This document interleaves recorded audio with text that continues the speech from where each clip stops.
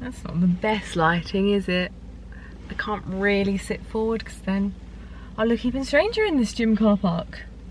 Oh well, sorry guys, we have to deal with this shadow. Hello everyone.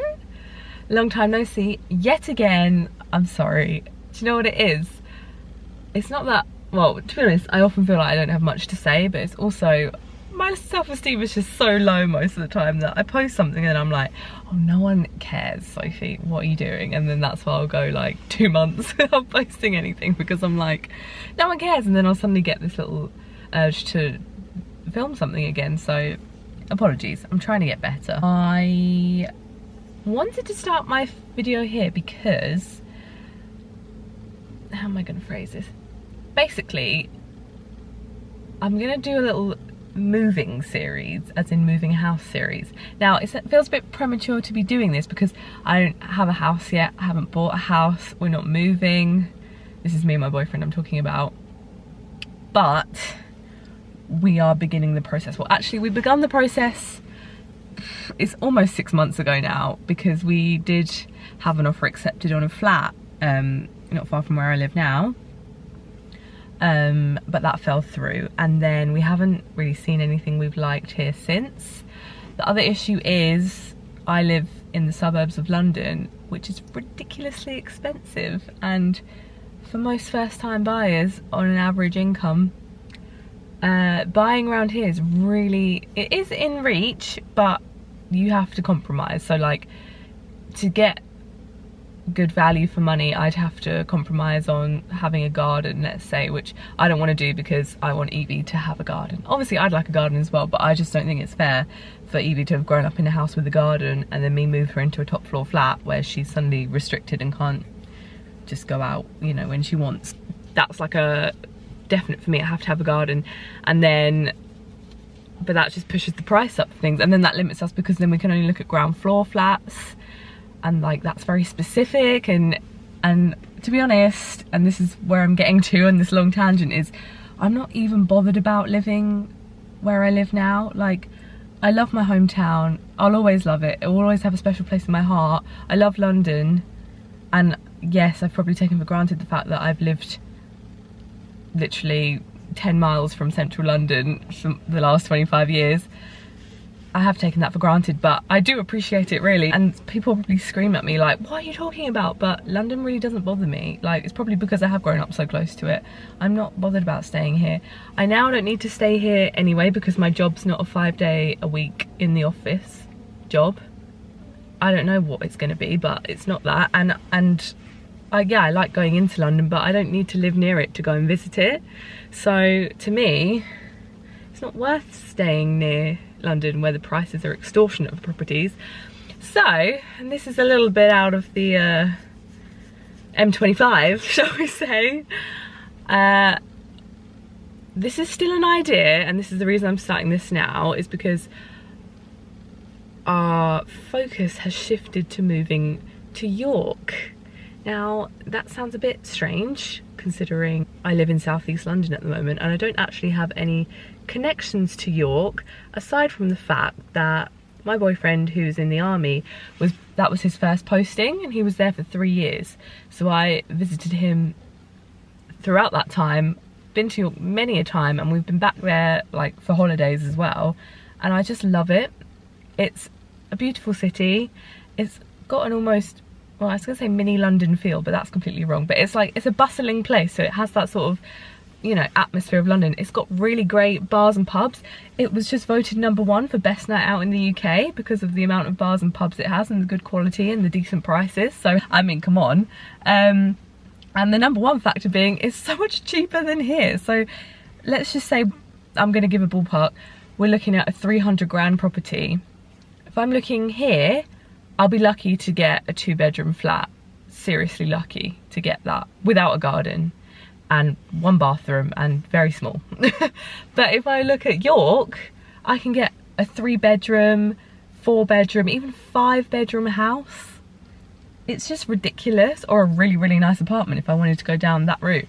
But obviously I'm more likely looking at a house because I'm trying to, like, this was the thing with the property that we almost got here. You've got to factor in all the like lease costs and ground rent and service charge, like it's all extra. It almost works out cheaper to buy a house. And obviously the garden factor, I want a garden for Evie. So yes, we are looking at York, and here comes my like apprehension. So it excites me, and that is something that where we were looking before was not exciting me, because I just wasn't bothered about living here. But York I'm actually really interested in living in, so I'm excited for it.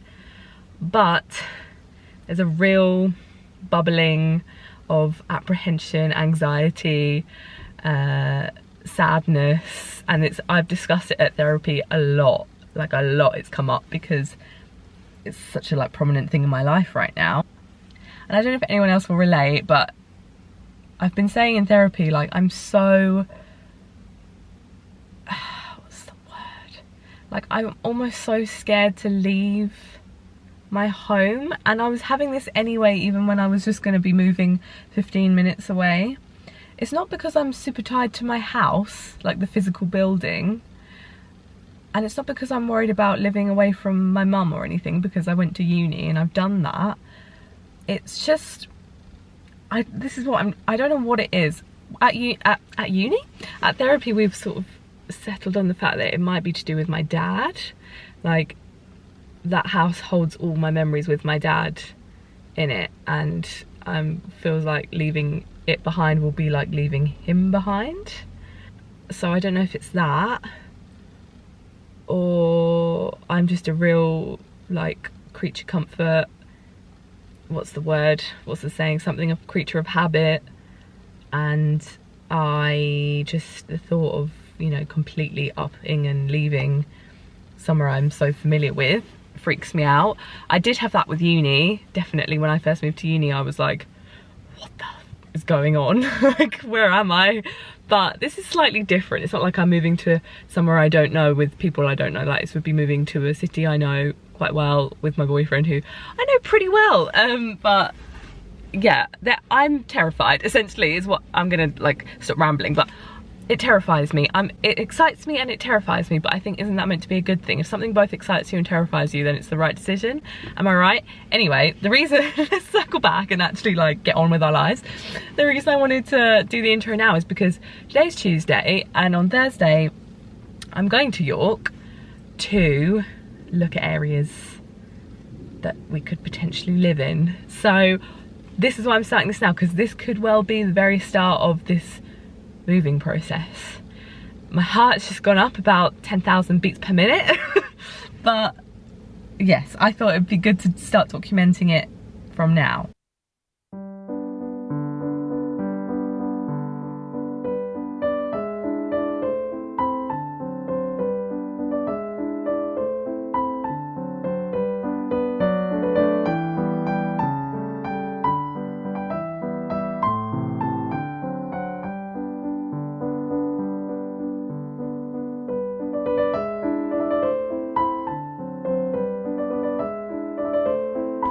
Oh, why is it every time I try and make a montage, you go for a poo? Why are you always eating things around trees? Always. I've selected this tree to speak to you. I think it's a good setting. We're in the shade, therefore I won't be blinded. You can see my wonderful natural beauty on this Saturday afternoon. I think it's just turned afternoon. So it's been about a week and a half since I last spoke to you, sat in my car. So me and Evie are out for our Saturday stroll. She is eating everything she shouldn't be. Don't worry, I do keep an eye on what she's actually eating. It took me a while to pick up my camera because I've been doing a lot of thinking and pondering and just trying to make up my mind, really, because we went to York and we had a look around quite a few areas. It's like a whistle stop tour, because we were only there for like 2 full days, but the second day we were meeting some of my boyfriend's friends like out in the town in the afternoon, so we only had like the morning of the second day. But we looked at quite a few areas and I do really like it. Like, I'd be lying if I said I didn't. Like, there were a couple of areas that we were really like, this is actually really nice and could see ourselves living there. So then you'd think I'd be like, okay, well, let's go. But I'm still, like, when I came back, or I guess because when I was there I could actually see myself living there, I was like, holy shiz, like this feels really real now if I make my mind up to do this. And it's scary, isn't it? Like, I mean, some of you, if you're really good at like moving around and you don't find stuff like this daunting, you're probably like, what are you on about? Like, you're moving, okay, yeah, it is kind of across the country, but it's not mad, you know, the UK is very small, so I'm moving across an island, really, and like, you know, you're probably like, what is she on about? But I just really struggle with change, and with, especially like in terms of like living situation, like I really struggled when I went to uni at first. I found that really hard. But I keep trying to tell myself, like, you did uni, you have that experience now, so I'm like, will be able to do it again. But then I'm like, but this is a different scenario, because at uni you're moving like with lots of other people and you're all there to like make friends, and it's, whereas this would be just me and him moving to no one. Like, his hometown's only an hour away and he does know people who live near York, but for me it's just going by myself, you know, and if he's away working a lot, I'm going by myself. So that really scares me. But you know when you have that like gut feeling inside that it's still the right thing to do, I have that, so I think you can't really argue with that, can you? But I think, oh, Evie's found a pine cone. Pine cones! Are you playing? No, you stopped as soon as I put the camera on you. Well, I say I'm going alone, actually. I'd be going with Evie, so we're not, I know, I'm not completely alone, but she can't talk to me, so I might go a bit mad. But I guess I'll just have to throw myself into some ways of making friends. But it's so hard as an adult. And if anyone has any experience of moving to like a new city or somewhere where you don't know anyone, I'd love to hear how you found it, because I don't know anyone that's done that. I know like friends, siblings who've done it,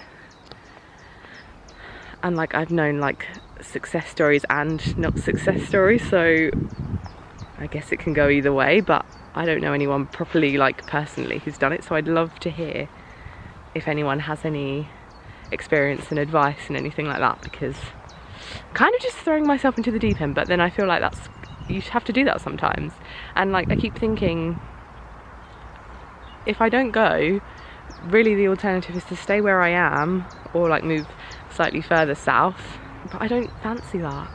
So isn't the answer quite obvious?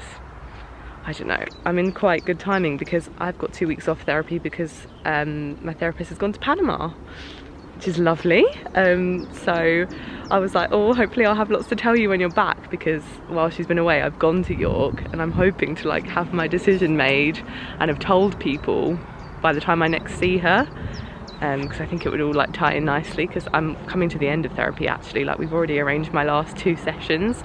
It is open to, if I decide I want to change and carry on, then we can, but I've kind of said like, I think I'm ready.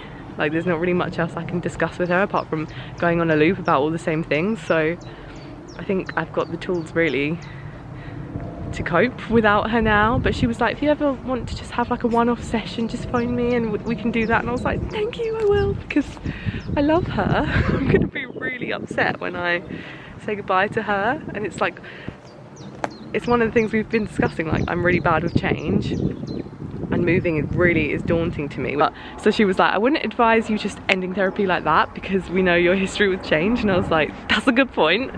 So we've got like these 2 weeks for me while she's away to like process that it's going to be ending, and then I've got 2 weeks left of sessions and then I should be done, unless I suddenly have some sort of meltdown and think, no please don't leave me yet. But hopefully I can finish it on a good note.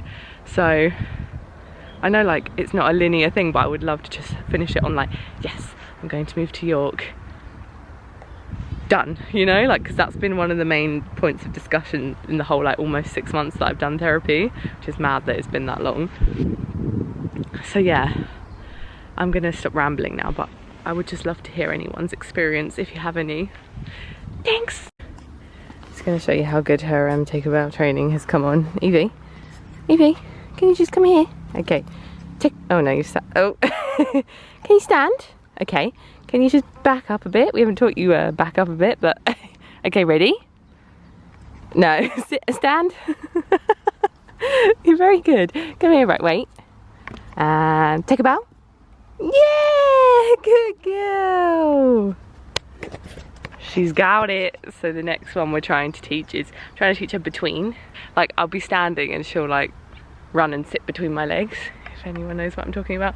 And then I also want to teach her, I haven't started, that's my next one. The one after that I think I want to teach is Play Dead, I think.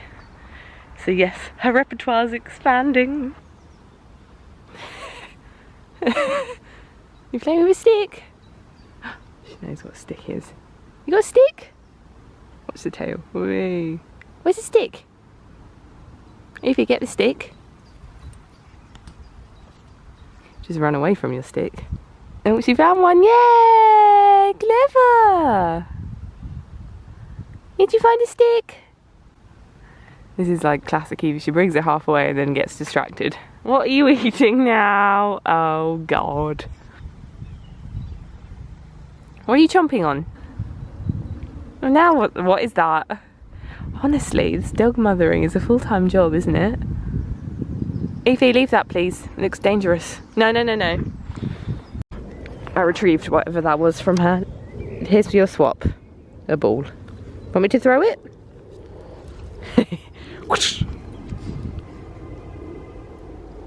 Yeah!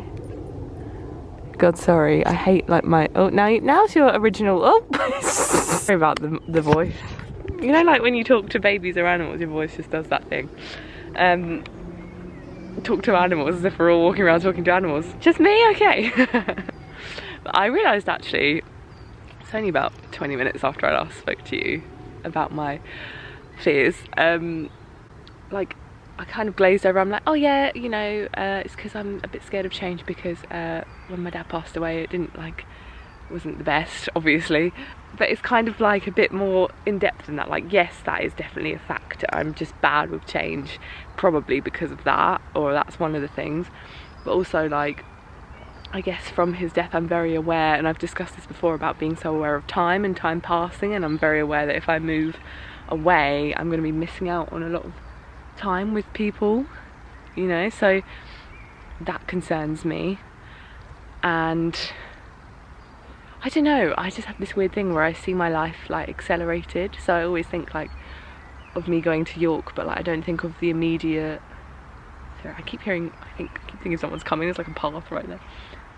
I think of like, I don't think of the immediate like next year or 2 years or whatever. I race forward like 15 years and think, oh, like what happened with Evie, like how, you know, I know it's really sad, but I think, oh, how long will she be with me, and will I still be in York, and am I denying her, this sounds ridiculous, but I'll be like, am I denying her like the better life because she won't be seeing like all all the people she loves all the time.